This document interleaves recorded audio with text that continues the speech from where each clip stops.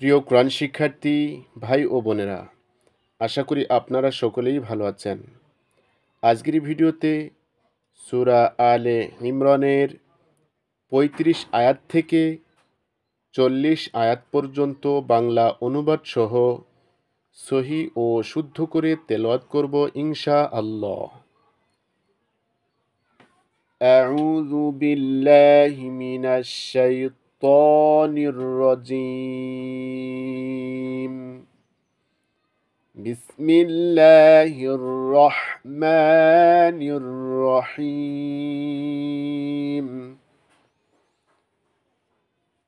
إذ قالت امرأة عمران رب إني نذرت لك ما في بطني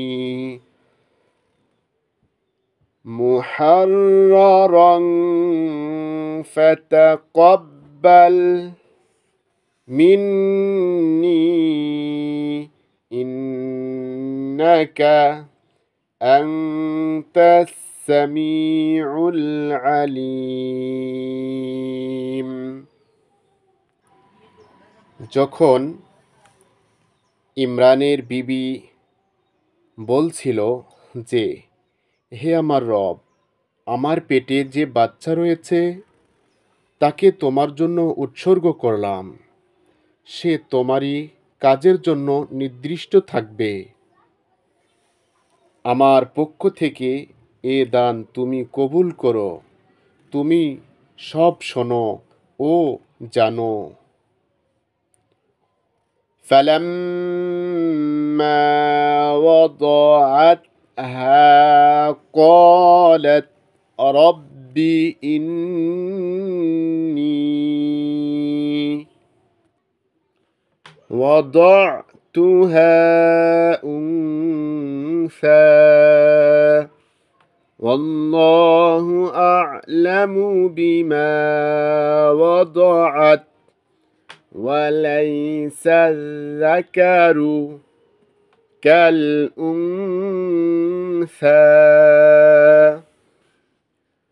وإني سميتها مريم وإني أعيذها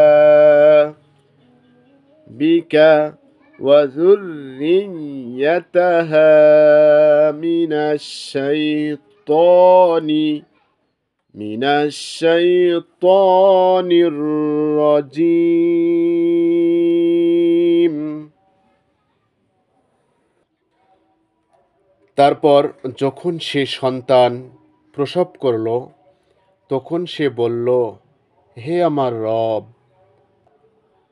আমার ঘরে তো মেয়ে জন্ম হয়েছে, অথচ সে যা প্রসব করেছে তা আল্লাহর জানাই ছিল, আর ছেলে তো মেয়ের মতো হয় না। যা হোক, হে আল্লাহ, এর নাম মারিয়াম রাখলাম এবং আমি তাকে ও তার ভবিষ্যৎ বংশধরকে বিতাড়িত শয়তানের ফিতনা থেকে তোমার আশ্রয়ে তুলে দিলাম। فتقبلها ربها بقبول حسن وأنبتها نباتا حسنا وكفلها زكريا كلما دخل عليها زكريا المحراب وجد عندها رزقا قال يا مريم أنى لك هذا قالت هو من عند الله إن الله ইয়ারযুকু মান ইয়াশাউ বিগাইরি হিসাব। অবশেষে তার রব ওই মেয়ে সন্তানটিকে খুশির সাথে কবুল করে নিলেন। তাকে খুব ভালো মেয়ে হিসেবে গড়ে তুললেন এবং জাকারিয়াকে তার অভিভাবক বানিয়ে নিলেন। জাকারিয়া যখনই তার কাছে মেহরাবে যেতেন, তার কাছে কিছু না কিছু খাবার জিনিস পেতেন। তিনি জিজ্ঞেস করতেন, মারিয়াম, এসব তোমার কাছে কোথা থেকে এসেছে? মারিয়াম জবাব দিত, আল্লাহর কাছ থেকে এসেছে। আল্লাহ যাকে চান বেহিসাব দান করেন।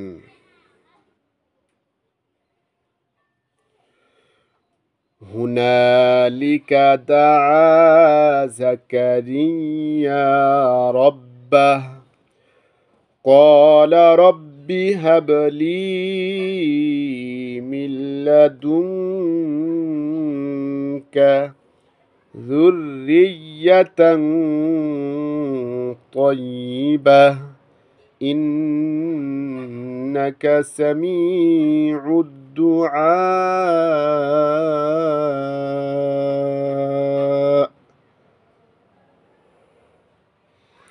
এ অবস্থা দেখে জাকারিয়া নিজের রবের নিকট দোয়া করলেন, হে আমার রব, তোমার কাছ থেকে আমাকে নেক সন্তান দান করো। তুমি দোয়া শুনে থাকো। فنادته الملائكة وهو قائم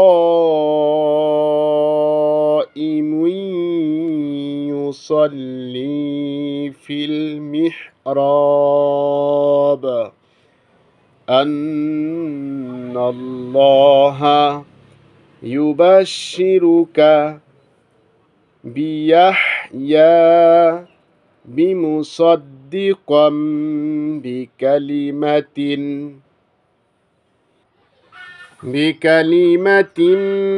من الله وسيدا وحسورا ونبيا من الصالحين।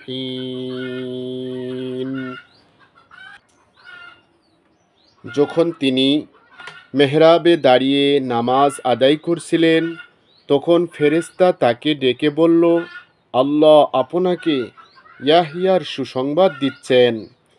তিনি আল্লাহর পক্ষ থেকে এক বাণীর সত্য প্রমাণকারী হিসেবে আসবেন। তার মধ্যে নেতাসুলভ গুণ থাকবে। পূর্ণরূপে নিয়ম পালনকারী হবেন, নবুয়াতের অধিকারী হবেন এবং সৎ লোকের মধ্যে গণ্য হবেন।